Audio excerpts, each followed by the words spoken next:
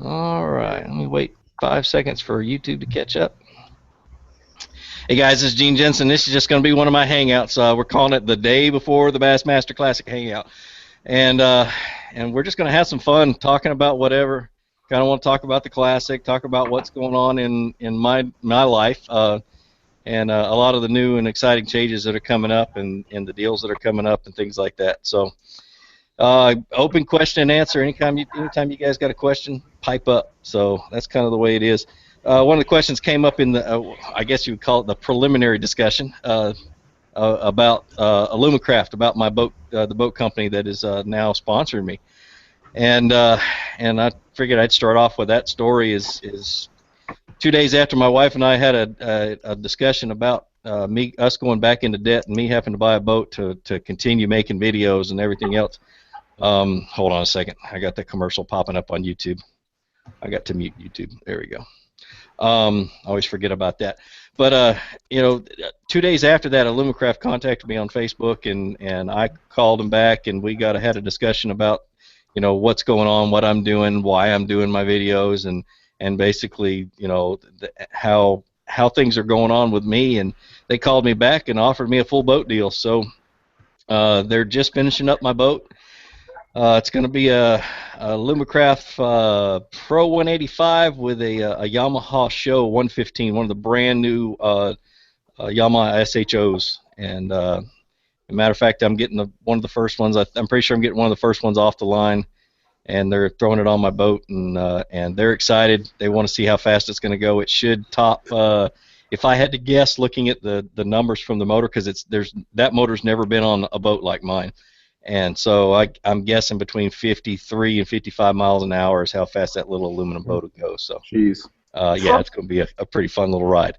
In an aluminum boat, the thing about aluminum boats, no matter what you get, once you start seeing white caps on the lake, it gets pretty rough and choppy, and your butt and your back starts hurting. So it's going to be nice to have a boat with decent seats too. So if you guys have seen my videos, you know my seats have been crap.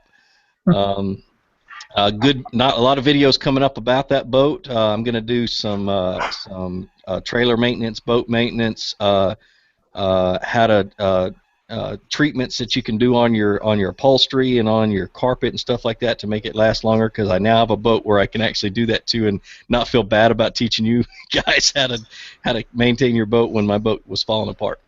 But that's coming up. I'm trying to think of anything else. I got a deal working out with Biospawn lures. They've been friends of mine for over a year now, and so we're finally getting deal work together. I trust them; they trust me. We're going to have a whole lot of fun talking about their stuff, and I can't. I got a review I'm working on in my head about that. My mind just went blank. The vial crawl, because there's a lot of little cool things that I've started to do with them that nobody else has seen done with them. So it's going to be a neat review. Let's see. Still with Ducket Rods. Going to stay with Ducket Rods as long as I can. They're not my sponsors. I just fish them because I can afford them, and that's all that's going on. My goals this year, and I know I said this in the prelims, but my goals this year is 40 videos, fishing videos on my main channel, on this channel right here, and then another as many as I can do on my review channel. My goal is to establish that review channel as the place to go for good quality reviews. And I know the one I put out today is so in quality, but I only had 8 hours to do it, and I wanted to be the first one to put a review out. So that was just me challenging myself and seeing how fast I could do it. It was pretty cool. I went to Gander Mountain and made the guy go in the back and get the box of it because I knew they were in the back. and bring them out so I could get them out. So I bought 2 of them from Gander Mountain, the colors I wanted, but they didn't have any of the shallow ones in the colors I wanted. So I went to Cabela's, and they were putting theirs on the end cap. They were putting them on a peg, and I went up to the guy and I said, "Need some help?" So I was opening the boxes and handed them to him so he could put them on the peg, and I was looking at the colors and pulling the colors out I wanted. And he turned and looked at me. He said, "Oh, my son was watching you watching one of your videos this morning." So we had a good conversation while I was helping him do his work. But that's just me. That's kind of I kind of stick my nose into places sometimes. So just because I'd like to talk to people. But the Classic. Let's talk about the Classic. What are your predictions? Anybody? Josh, I know you've got some fantasy teams put together. What are you? I can pull it up if you want me to. Well, who do you think is going to win? Oh, Casey Ashley's going to win, no doubt. I mean, I did not know he had 80-some brush piles. Now that, that gives you confidence. That's what's going to give you confidence. He has placed 80 brush piles over the last few months. At least that's what I heard. That's word of mouth, and I live just south of where he is. So, it's. And I'm pretty sure he wasn't the only one placing brush piles for him. He's got a whole lot of friends. So, but I'm not saying he's cheating or anything, but I know, he had to have had help put 80 brush piles out. But I agree with you because I think he's patient enough too. I think he can sit there and shake a shaky head until the ice breaks off his nose, and he'll be fine. Thing I was surprised with was that there hasn't I didn't see that much coverage on just him. I mean, it's like in the blog and stuff. He's kind of a guy that stays under the radar, Mm-hmm. Yep. He reminds me of a kid we had in basic training. Basic training's 8 weeks long, and at the end of the 8 weeks, my drill sergeant turned and looked at this guy and said, "Who are you?" That's the way to do it. And that's how you get through basic training. That's good. So I'll never forget that day because he was handing out the little piece of paper that says we graduated basic training, and he just stopped and he was like, "Who are you?" So, but anyway, let me lock this chair down so I don't. There we go. Nope. I'm technology. Anybody else who thinks somebody else is going to win? I don't know much about the Bassmaster Classic. This is my first year actually hearing about it. Do what now? Who? Josh, what'd you say? No, that was me. I was saying I don't know much about the Bassmaster Classic. I'm actually just learning as I go. So. Oh, okay. All right. Cool. Well, everybody's got to start somewhere. But when I try to pick, and I don't do the fantasy teams, if I ever did fantasy football, you'd never see me on the lake again. I'm 100% or nothing, and so I don't do fantasy bass fishing, anything else. So, but you kind of look at the conditions, you look at what you think the fish are doing, and you look at the strengths of everybody, and whether how experienced they are at this kind of a format. And a lot of the new guys, what I've seen throw them off is like press day. What the schedule's kind of weird. They have a what do you call it? A practice session or several days where you can practice, and then they have a break, and then they have the final practice day, which was Wednesday. And then today was media day, so they don't practice. Boats tied up and covered and everything else. And then they go fish for 3 days. So, and that media day is real busy. I mean, they're in front of cameras all day long. And these guys that don't have any experience with the Classic, it's all new to them. And so, I don't know if I'd love to see somebody's win it. That's the first one now. Brandon Polinick almost did it. So. You get some of these guys who are really good fishermen who can block all that out and just go fishing. So there's always that dark horse. Always is. Like Skeet Reese. He was a dark horse that tournament. I can't believe he won it. So, now, do you have a pattern that you think might take it down? Like, do you have a picture? Goodness gracious. With these conditions the way they are, it is so hard to say. Your typical winter patterns are your jerkbaits and your jigs. And shaky heads, and maybe a drop shot if you can get the fish to come off the bottom. And it's just it depends on the fish, but it's going to be somebody that's got a whole heck of a lot of patience that can fish incredibly slow. And the deeper you go, if the fish are deep, that's great because this weather isn't going to affect them. If somebody found a point like Alton Jones did in 07 or 08, at the last one that was up there, find a spot that's a little deeper than where he was, and drags a jig through it and stuff like that, those fish aren't going to be so much affected by this nasty weather. And if they find them deep, then you'll see some great sacks. I still think it'll be 45, 50 pounds to win the whole thing. Wow. So, but and the fish have been healthy all up and down the Savannah River the last few years, ever since the Corps of Engineers started letting the lake get back to full pool. So. Did All right, you I'm not gonna do what now? anglers guess weights? They just posted it on the Bassmaster, I think. Oh, I didn't see that. I knew they were talking about it, but I never saw anything. Jason Christie, he posted. He said he thinks he'll take 58 pounds, like 10 ounces, and I think, wow, I mean, man, that's a high guess, I think. Alton Jones won it with like 50 pounds, 49 something, and that was it's a 3-day tournament, so they don't have that 4th day to add another weight to it. And that was pretty good fishing. I mean, there were some guys. Iconelli was on a good spot. There were some good spots back then. But the fish have gotten healthier, so it could be over 50 pounds. And you'll see these nice, big, chunky, healthy fish.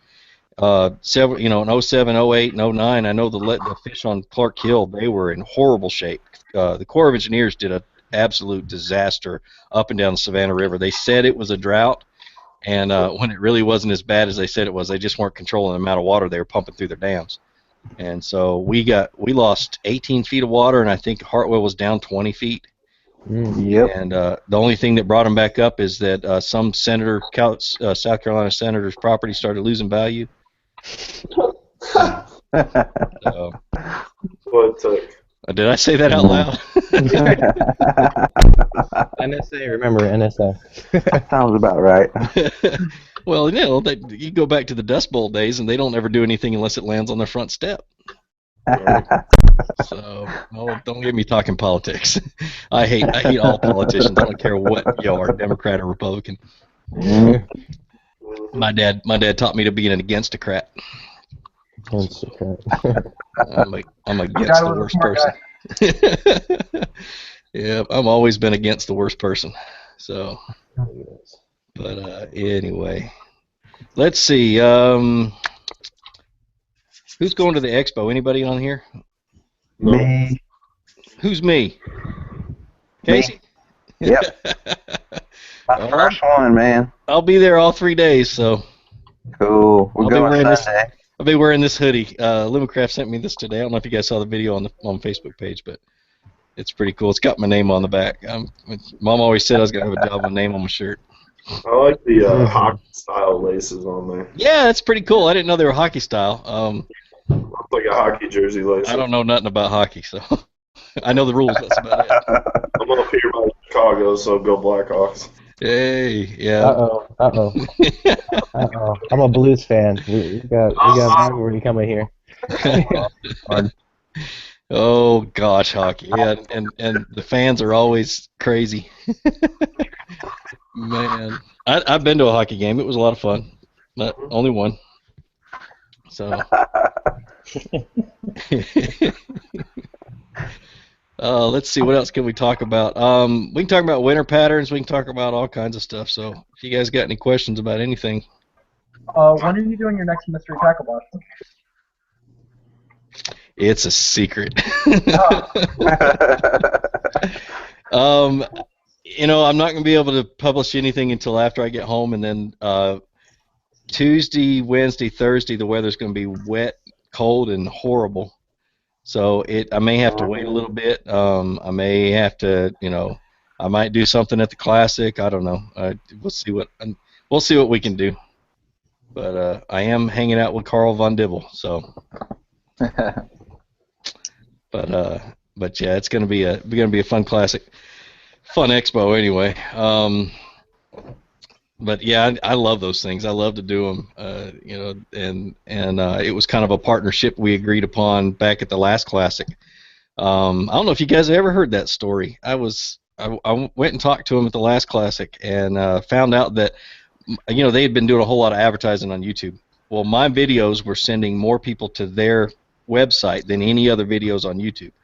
And so the owner was like, well, we need to do something together. I just got to figure something out. And I said, okay. I said, all right, well, let's see. I said, send me a box. Let me think it over. I will not do one of those stupid unboxing videos. And he was like, wait. He was like, yeah, you get so much exposure. I'm like, yeah, but that's just not me. I sitting in front of an iPhone camera and opening it up and showing you guys what's in it. I don't get. I love watching them, but that's not me. I can't do that. So I was talking with the crew of the network that I'm part of. I'm part of a network called the Hooked Up Network, and one of the leader of that group is he's a genius, and we were just kind of shooting the bull, trying to negotiate a contract for them, and he was like, well, you know, why don't you just take the box out on the boat and open it up and try to catch a fish on everything that's in the box? I'm like, duh.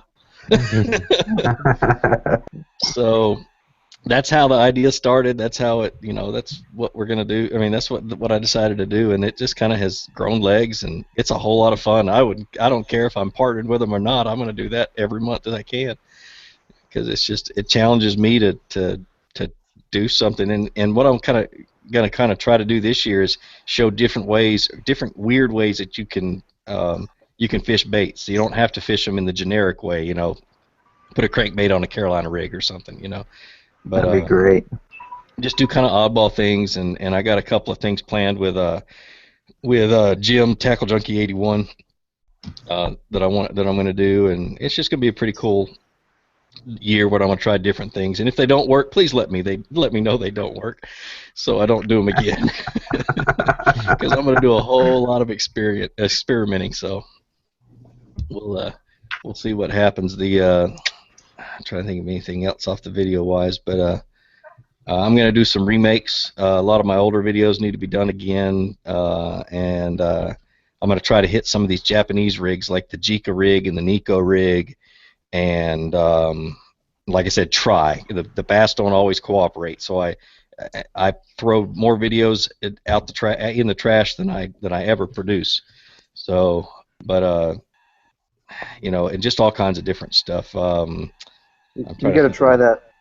You gotta try, what is it, that $200 swim bait? Maybe? No, that's all right. Speaking of spending money, I won't even try a $20 crankbait. yeah, right. So, if I ain't gonna buy it, I'm not gonna try to make a video about it. No, but it'd be cool to see you fling in one of those Huddlestons. You have have one of those big ones, like 12-inch. Yeah. Well, my good friend for years has been Mike Buca, the guy that makes the bullshad swim baits. And I mean, I've been friends with him since before he started making swim baits. And I may do a video about big swim baits and use his. I don't know. You know, I'm just not very good at it, and it may take me actually going to him like I did with the float and fly video, going to him and say, hey, let's do another video and show him how and what, because I don't want to have to go buy a special rod for that flipping 9-inch 3-pound swim bait that he has. So I got one hanging in my garage, and whenever the Cub Scouts come in to work on their little Pinewood Derby cars, they're like, what do you catch with that? Like I said, like hanging in the garage. Yeah, it's hanging in the garage. It's, you know, it's 9 inches. It's as big as a tennis shoe. So, but I've caught fish on it. I just don't have the rod and reel to throw it. But yeah, I have a $15 live target crankbait, and I'm afraid to even use it. Get a lure retriever. That's right. Oh man, yeah, it's I got one right here that through work. I guess it through a mutual friend. It's a Basscraft crankbait, little flat, little square bill crankbait. One of my buddies on Fort Gordon is a psychiatrist over there, and he knows another guy who evidently is sponsored by Basscraft, so he picked me up he got me one of those. I'm gonna try it this spring. I've never used them. I know Dwayne Beatty paints some stuff for them, and I'm a fan of Dwayne Beatty's paint jobs. So, matter of fact, one of my bullshads that he painted is in the bottom of Gunnersville. $124 swim bait. Do you still have that rattle trap with all like the paint chipped away? That it's like the one lure. Yeah. The Strike King Diamond Shad, the little quarter ounce. Yep, it's still in the box. I use it all the time. Yeah, you said you'd go diving for that thing if you had to. Yep, and I still use it. I don't know why that stinking thing catches fish. You know, I was on Gunnersville, horribly windy day. It was one of the days my boat broke. It literally ripped a four-foot hole in the weld on my boat. That day it was so bad, and me and the guy I was with, I just said, you know what, we're not catching anything. I'm just going to tie this thing on and start throwing. I tied it on, fish, all down this bank. I was like, well, I know what I'm fishing with the rest of the day. I think it's on its 10th set of hooks. Wow. Wow. If I had to guess. But it's just one of those things that if you bought 100 of them, only, you know, this one would be the only one that caught fish like that. I don't know why. Maybe it's missing a BB or got an extra BB, or, you know, maybe it's just because I knocked all the stinking paint off of it. Yeah. So, but I caught a fish on it in my very first tournament I ever fished. That's how long I've had it. Mm-hmm. But it was a white bass. It was a striper. But anyway. Yeah, I was going crappie fishing a few weeks ago, and I caught a big old 5-pound striper on a little crappie hook.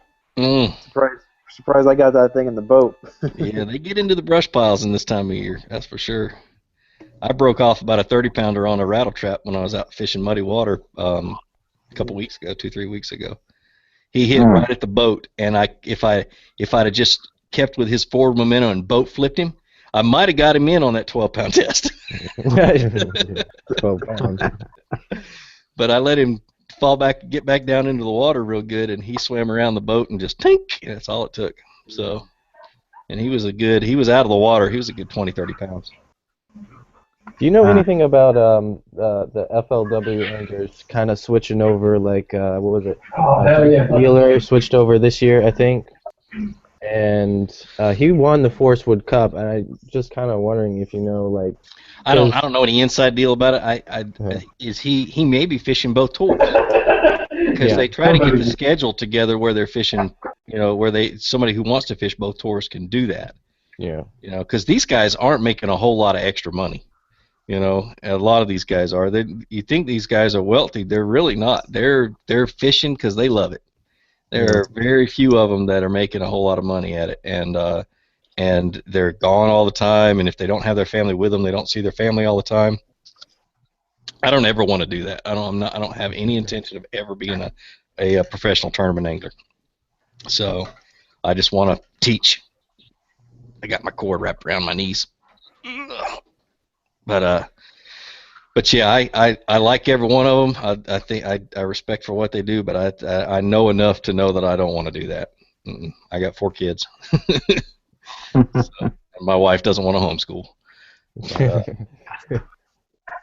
But yeah, if anybody's ever aspiring to be a professional angler, I hate to say this, but don't get married, and don't have kids, and don't have a girlfriend. Don't be social. Might be able to do it. Yeah, got to be social to everybody who you want to sell your product to. You know, be a good actor. Yeah. And without all those things, you might actually be able to afford all the stuff you need for fishing. Yes. Probably. Yeah, it's you know, and this is a sport that you really can't expect to make $1 million, because we're not golfers. You know, the pots are not $1 million. And so, you know, most of your winnings, you're just barely covering cost, and if it wasn't for your sponsors, you wouldn't be able to do anything. Your winnings are your spending money, and your sponsors are paying for you to fish tournaments, you know, for a lot of them. Winnings pay for fuel. Winnings what? Pay for fuel. Yeah, pay for fuel, pay for food.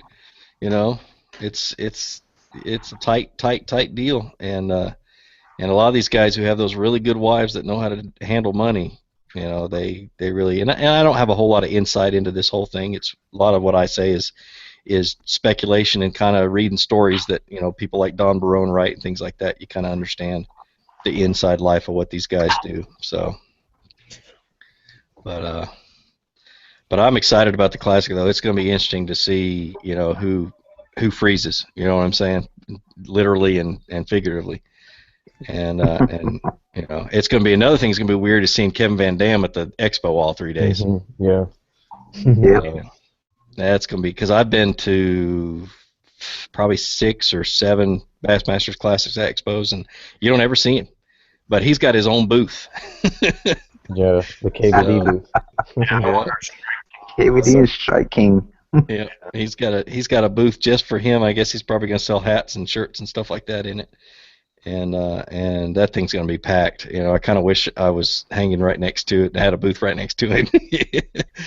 So, but then I'm trying to think of anybody. There's your typical Skeet Reese always has a booth and selling his rods and things. And but the expo is always a blast. I'd rather go there than to the blast off or to anything, and then make it to the final weigh-in. So if you've never been, you got to go. It is a riot. It's a whole lot of fun. It's a whole lot of crazy people who love bass fishing. I just saw that they're delaying the start.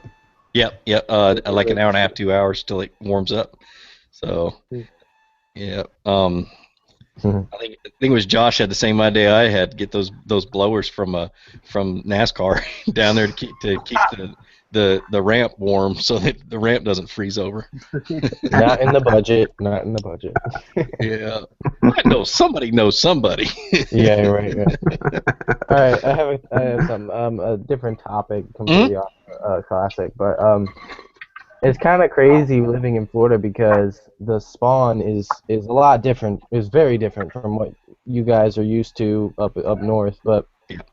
Like the spawn for each lake has its own spawn time, which is, probably how most lakes work. But this, like my lake, was January, what's today? Like February, January 15th was like 15th through like the 20th, and that's how early they're spawning up here in Florida. So I mean, do you have any like post-spawn suggestions as of Florida water? I don't know if you I don't know a whole lot about what the bass. My guess, a typical bass, they go in, they spawn. When they're finished spawning, they have a few days where the big females recuperate, and then they go find where the majority of the food is. Yeah. And so, with Florida, the majority of the lakes are bowls, are natural sinkholes or whatever, and there's not a whole lot of contours to them. So, like on my lake, they move out to the points and they start feeding on bait fish. Yeah, we don't have points. Yep. And so my guess would be you just go and use a search bait and run the grass. And from what I understand, if you catch them in the Kissimmee grass, or you catch them in the buggy whips, or you catch them they're all going to be in that area or in the buggy whips. They're all And bass are like edges, so they're either going to be on the outside edge, on a point, in a big clump of what's that floating grass that I love to pitch so much, hyacinth. They get in that hyacinth and they get up underneath it where it's nice and shady and dark, and you pitch a 1.5 ounce weight in there with a creature bait, yank it up and down a couple times and hold on tight. And from what I understand about Florida is you can pattern them as to what type of grass they're in, or how thick the patch is, or if they're on the edge of between two types of grass. You just pattern them that way, and they're still going to be close to the deep water, and it's just a matter of covering water. I want to go down there and fish for like 3 months and just learn how to fish in that grass. That'd be like on my bucket list. Yeah, there you go. The nice thing about my lake is that it's I call it my training ground because I have it. It's very deep compared to most lakes. It goes about 30 feet, which is not common in Florida. It's really not that common. And it has like a little lip that goes straight down about 11 feet, and then it goes to the deeper part. So, I mean, there's a lot of things I could do on that lake, but yeah. How big of a lake is it? It's not that big. It's about 1.5 miles long. Okay. One thing that I always like to do, especially with small lakes, or does it have a map to it? No. I mean, I've been on it so many times that I know all the contours and stuff. So. The average depth's probably like around, I don't say 10 foot. I think he froze. Yeah. Oh man. You guys can answer my question. Yeah, no, I was actually going to say I'm going to be fishing a new lake this spring whenever things thaw out. I have no idea what the hell I'm going to do there. Yeah. I won't be able to go fishing probably for about a month. We're just now getting cold up here in Illinois. It's going to be another deep freeze for about another month. Man, that sucks. I'm itching. I would have to go south to fish. I'm jealous of you. You're talking about spawn, and I'm like freezing up here. Yep. Yeah. And the river's even froze over here. Sounds like YouTube is having issues right now. Is everybody hearing a delay? Yeah, you froze up now. Yeah. We're gonna have to wait for this delay to get over. Because everybody's breaking up pretty bad. I knew there was gonna be at least one issue during this hour-long deal. But anyway, what I do with these small ponds is I'll draw a map just on a piece of paper, and I'll keep track over the time and keep track of where I catch fish. And typically on those small lakes, you'll always, your chances of catching fish at that exact spot or in that exact area is pretty good, depending on the time of the year. And I did that on this one lake that I grew up on, and I went back to there and put my boat in a couple of years ago with my side scan, and it was amazing to see what was under the water as to why I caught fish at those spots. Big rock piles or old concrete boat docks that had been sunk and stuff like that. Stuff I had no clue that was there. I just knew there were always fish there. So it's pretty cool. Hey Gene, speaking of putting dots on the map, I think you're hinting at this. I came on kind of late on the front end of the call, but the deeper fish finder and the app that goes with that. So if you're on a mobile phone, or if you have a data connection, can you actually drop a point specific to your GPS? I don't know if the deeper one does that or not. Okay. There's another app that I'm gonna go by a booth at the Classic and talk to the guy. I've been trying to get a hold of him on the phone. I've had an app in my head for 2 or 3 years now, and I haven't been able to find anybody who has the ability to put all of those ideas together into one app, because it's got so many different technological details that haven't really come out yet. And they're just starting to perfect some of those things. So I'm going to talk to this guy and hopefully help him design an app that does some amazing things, like keeping a waypoint on a map of where you caught the fish, and stuff like that, making it very, very user friendly. Because we all get these fishing logs, and we're like, okay, I just caught a fish. Now I got to spend 5 minutes logging in all the little crap about this fish.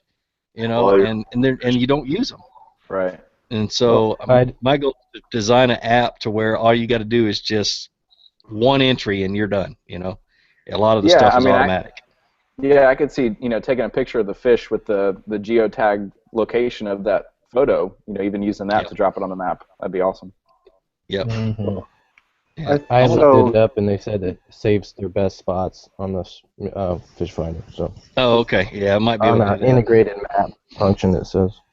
Yeah, and then another one I want to look at, and I talked to them last year, is called Fishity.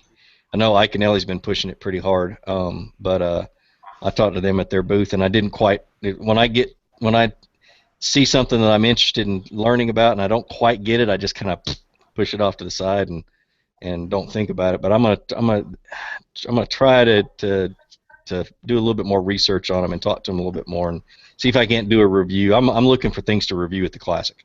I want to, like I said, I want to establish that review channel. So I'm gonna be, doing my research, asking questions. So I've only played around with the Navionics app on my phone a little bit, but I use that to drop markers on where I've found fish, and it keeps I don't know, haven't played around with enough, but at least it keeps the log for time. I just log in what I catch, and then it keeps the time and date and longitude and latitude on there. That's not bad. And it goes. I don't know if you have used it before, but because my fish finder, it's one of the cheap ones that came with the boat. I haven't upgraded, and I will eventually, but in due time. But it's got all the contour lines for the lakes. For like 10,000, a lot of the lakes in the country. So I kind of use both the map, the contour lines for my phone, and then use my cheap little fish finder to see what's basic guesstimate based on the contour and structure, and then find out there's actual fish down there, and then log it in later if I catch anything. So. Yeah, I love it. I'm looking at it right now. This is what I'll spend hours and hours on my my Navionics app doing research and trying to find spots and then mark them and things like that. I do that at work. Don't tell my boss. No, they pay me to shoot X-rays as long as I get my job done. They don't care what I do. So I was checking my text and I got a text from Kent from Illumicraft saying I looked good in this shirt. So everybody say hi to Kent.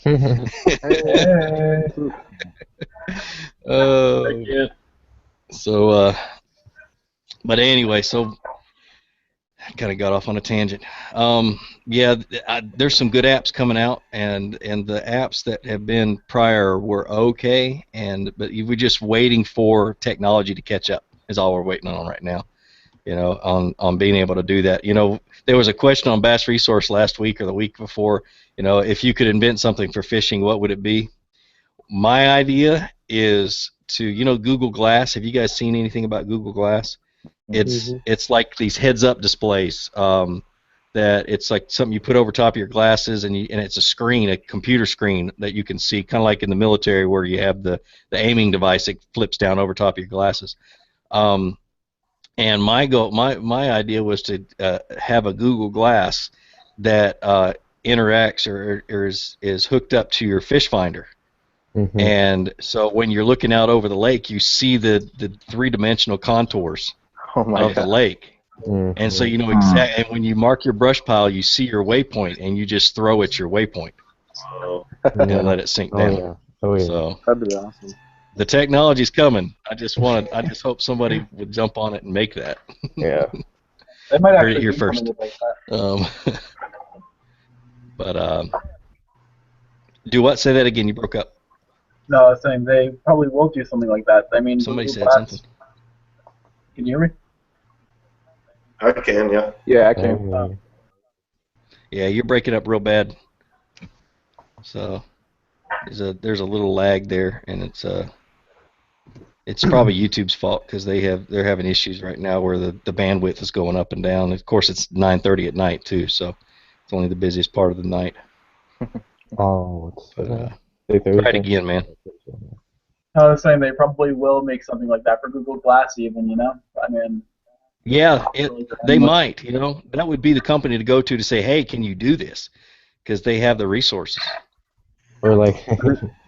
They gave up on Google Glass though. Did they? Did they really? Yeah, it's no longer available for sale. Wow, I didn't know that. The market's apparently the market demand just wasn't there for it. Yeah, they're probably a little bit ahead of their time. Who knows? But hey, my buddy Matt's online. He's got himself muted, but anyway, he's a guy I talk to on Facebook all the time. So, he just dropped out. All right, I hate Dead Space. Let's we got about 20 minutes left before I got to go pack and get ready to leave tomorrow morning. Let's talk about winter fishing since we need to talk about something. What are some of the places you guys think you ought to look on a lake to catch fish in the wintertime when it's cold? Not the frozen lakes. I don't want to hear from you Yankees.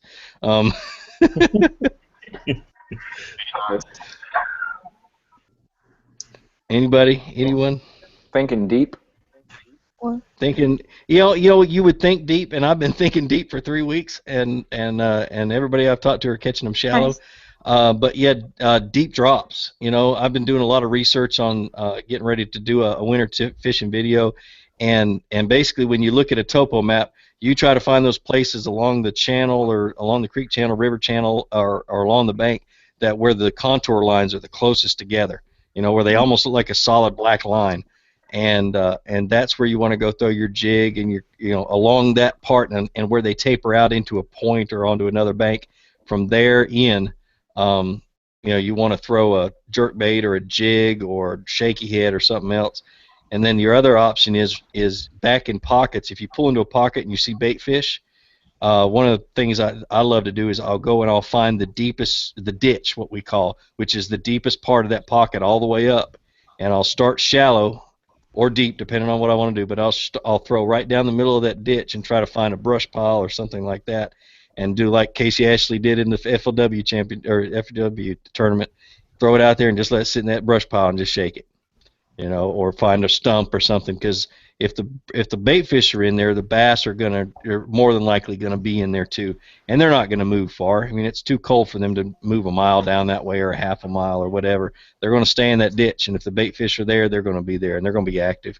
There's been a lot of tournaments on my home lake caught people yo-yoing a lead-headed fluke down the middle of a ditch, bouncing it through brush piles and just whacking them. But the thing about winter, I'm a big deer hunter, okay, huge deer hunter, and the thing about the winter time, it's kind of like I see it like deer hunting, and after the rut's over with deer hunting, the deer herd up, and you don't see very many deer because they're all in one spot. You'll see, when you see deer, you see 8, 10, 15 deer, and so in the wintertime with fish, they will tend to school up a little bit tighter. The bigger fish, there won't be a whole lot of fish in that school, but they'll be closer together, so you're kind of catching them in a kind of fish in a bucket type deal. But you've got to find that bucket, and it's hard. It's really hard. At least that's my experience. I've never had them to where they scatter out on a point, or they're always in one little area, and you got to fish slow. At 40 degrees, in the 40s, I'm fishing slow. I don't start speeding up until it gets into the low 50s, 52, 53, and that's when I'm doing that ripping a rattle trap or burning a rattle trap like I show in my rattle trap video, and just whacking them. But that's not until it gets up into the 50s, and then they start spawning high 50s, low 60s on up until they're done. So, and that's why I'm jealous of you people down in Florida, because you get those high 50s and 60s in January. Yeah. And so it sucks. it drives me nuts. I had a 12-pounder on the bed the other time, but it was like, I think I hit it right at I was looking for beds at the wrong time, a little too late, because they were up on the beds. Cold front comes through, and then those fish have already spawned. So then there's another wave waves of spawners, but there's this 12-pounder. I had my GoPro, and I was just like trying to flip to it. They were so spooky, but that thing was a monster. It had the huge back. I mean, it was crazy. Yeah, I fished Lake Fork one time during the spawn years ago, and it was 13 or 14-pound bass that I still haunts my dreams. She was on the bed for 2 days, and I tried to catch her for 2 days straight, and I caught the male 3 times, and he weighed 5.5 pounds. Dang, and wow. She dwarfed him. I mean, she made him look like a little 1-pounder. See, that's one lake I want to fish, like Fork. Yeah, it's a blast, but I hate bed fishing, but man, you can't not do that when you see a big fish like that, And I don't hate it for other reasons people think it is. I just would rather go catch pre-spawners that are fat and happy and are willing to eat than try to force feed something on a bed. So. After the spawn, do they just start choking bait pretty much? Yeah, for the most part, I like to use a lot of topwater on my home lake, because that's after the spawn is when the blueback herring start to spawn, and that's a whole different ball of wax. But they pull out to where they can ambush bait pretty easily, and they start to feed up, and then it gets too hot and they go down deep, and it just gets into the summer pattern and stuff and things get deeper and deeper and deeper as the thermocline drops and as the bait fish go deeper. So. But I'm always fishing points and pockets. You know, hit all the points until you can tell they're not on there, and then go hit some pockets and see if they're in the backs of pockets. Do you actually bed fish? I do. I mean, I'm in my own mind, I'm good at it. I've gotten out of practice because I would rather go back up and fish the drops just out of the spawning areas for those ones that are staging up, because they're more willing to eat, and they tend to be bigger. You know, they still have the eggs in them, so they weigh a little bit bigger. Take a picture of them, put them back in. But that's just me. I just gotten to the point where sight fishing is good if I have a client on the boat. You know, go and show them how to do it, and then go back to finding bigger fish. So just more. I guess I get more reward out of catching them when I can't see them. So just me. I'm weird. So Gene, I've heard you say, bass are bass, and they're going to act the same way that they do in a large lake as they do in a small pond, even a neighborhood pond that's a few acres.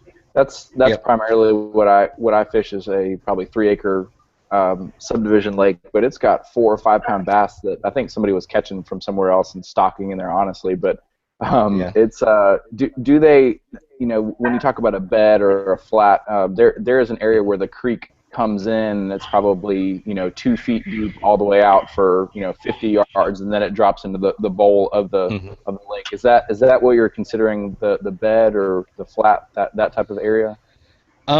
Typically yes, and it all depends on the bottom composition. If it's a hard bottom, they'll spawn there. Okay. Bass will typically find a place. They want at least 2 sides of their bed protected without them having to chase fish off. Okay. They're not just going to pick a spot out in the middle of nowhere.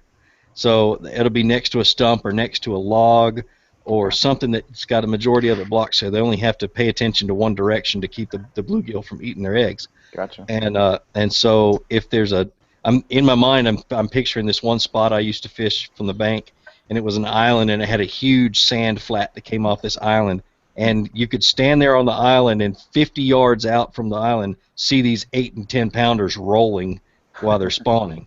And the only reason why they were spawning there is because there was a little bit of grass, enough to guard it, and it was a sand bottom. It was hard bottom.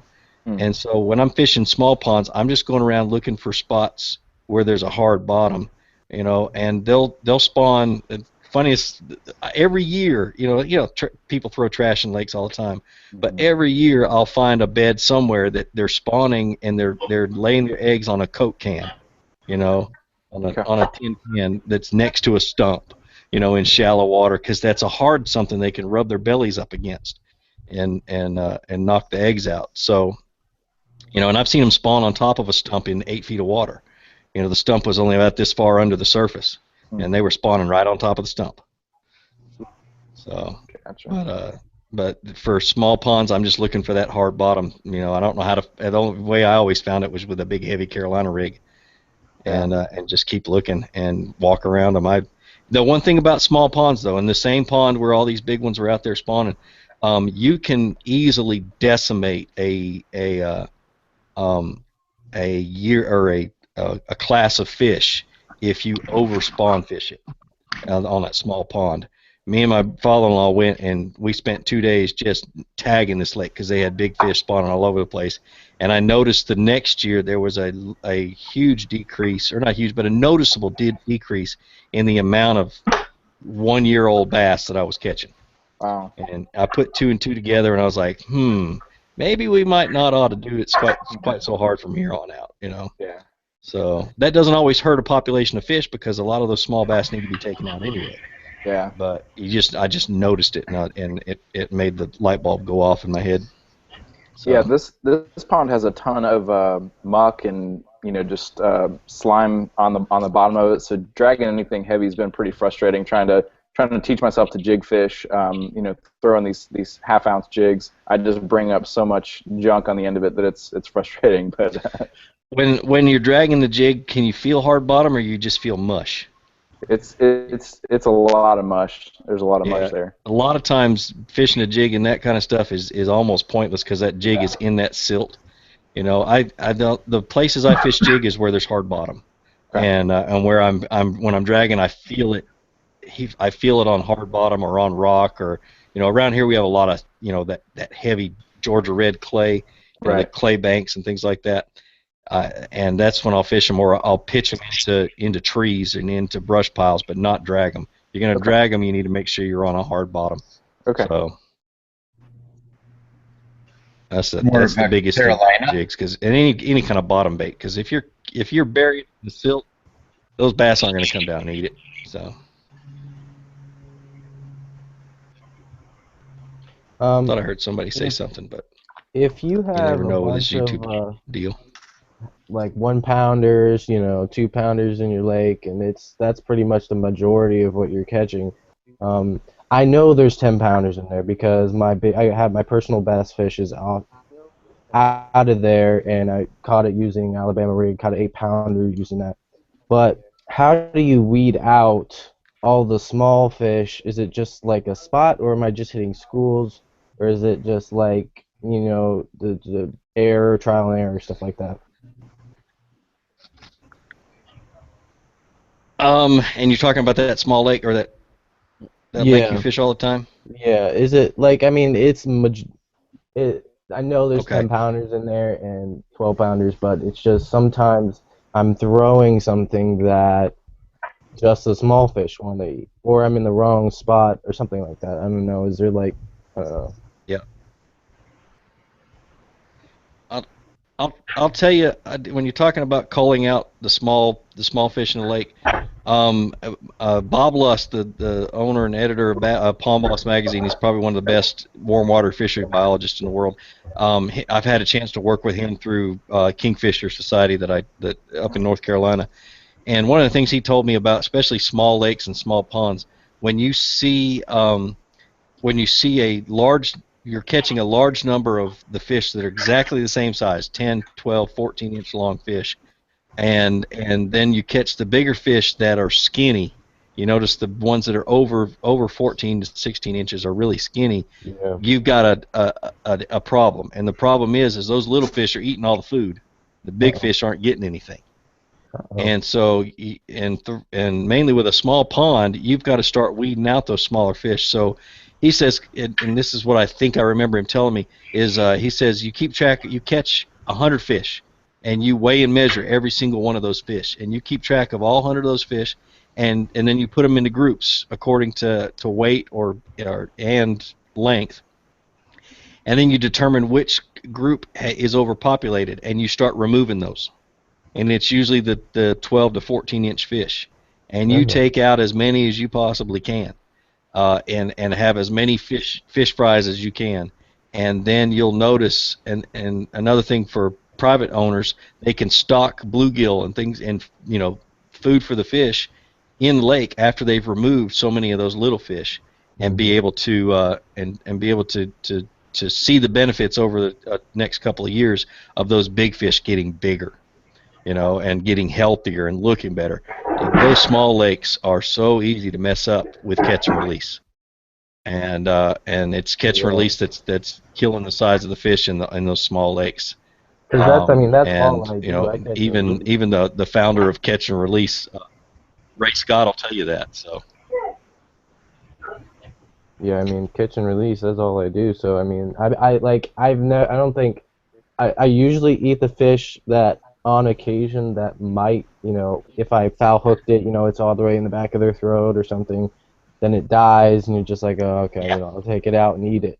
But that's usually what I do. And the small ones, I'm always like, well, they're probably, they'll grow to eat the big, but I don't know. I think if I could take the chance. Yep, I'd say just throw big baits. Yeah. Yep. Yeah. All right. Well, any more questions? I know YouTube's got a huge lag right now, so.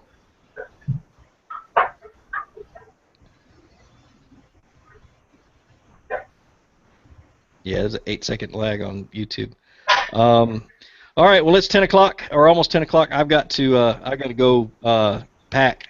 get ready to go to the Bassmasters Classic tomorrow. Anybody want to shake hands with me, or anybody want to come up and knock me in the back of the head? I'll be at the Mystery Tackle Box booth, which is going to be, you walk in the door, it's going to be in the far right-hand corner. And we're going to be doing some pretty cool things at that booth. I may be hanging out at the Biospawn booth, which is down along the back wall. And I really would. I'd love to meet everybody. And I'm going to hang out there as much as I can and then walk around. You might see me walking around. Thanks to Lumacraft, I've got a shirt with my name on the back. It says Flukemaster on the back. So I'll be wearing these sweatshirts. So you'll be able to see me unless it's just too stinking hot in that thing, and then I'll take these sweatshirts off. But I'll always be wearing my Georgia hat. I look forward to meeting everybody. I always love going to the Classic. So, but it's been fun. It's been nice to do these again. So, good luck. So, since YouTube's lagging so bad, I'll sign off and tell you guys to have a good day. Enjoy the Classic this weekend, and take it easy. Safe trip. All right, thanks.